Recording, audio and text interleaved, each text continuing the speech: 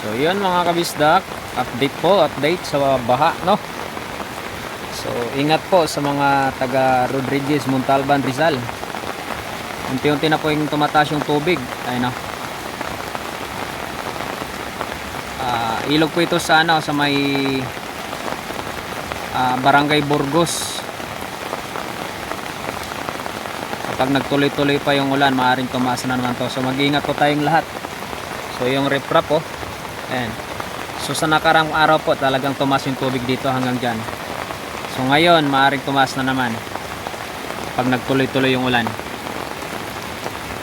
Ayan. Ito po yung Tagos sa De La Costa, no? So ingat po tayong lahat. So pag tuloy-tuloy po yung yung ulan ay sa mga bahain, lalo dito sa Burgos, no? So maaaring nang lumikas po kapag tumaas po yung tubig. Ayan na, oh.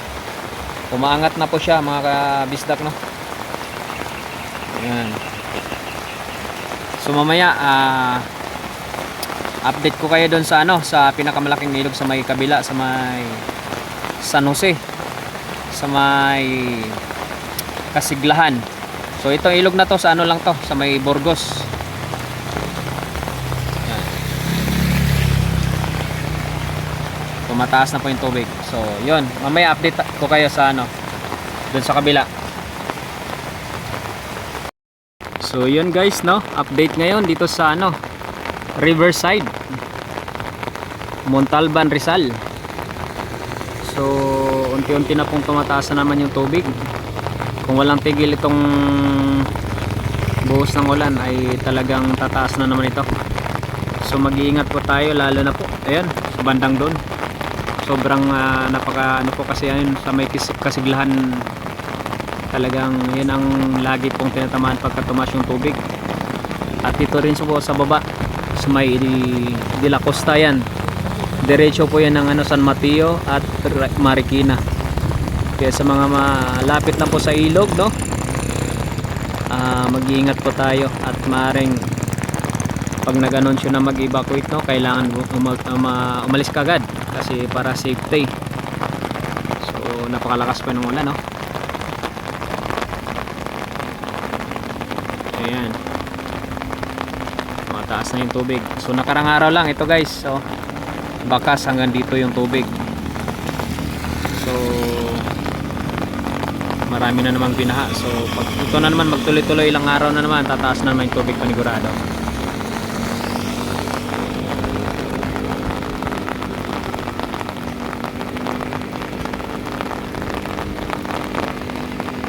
So yun lang, ingat po kayong lahat. Ingat po lahat ng mga taga Montalban, Rizal.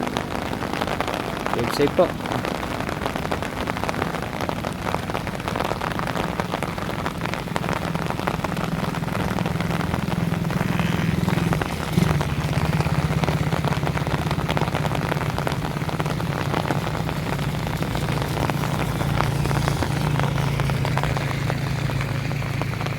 Bata nangangawil ulit eh.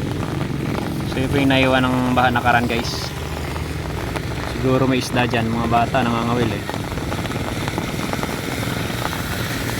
Yan, dito lahat to dito.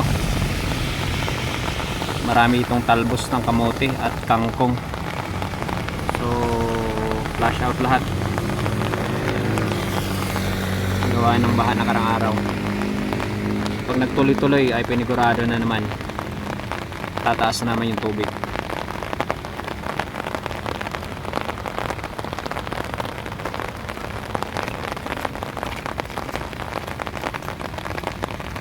Ayan, no, grabe.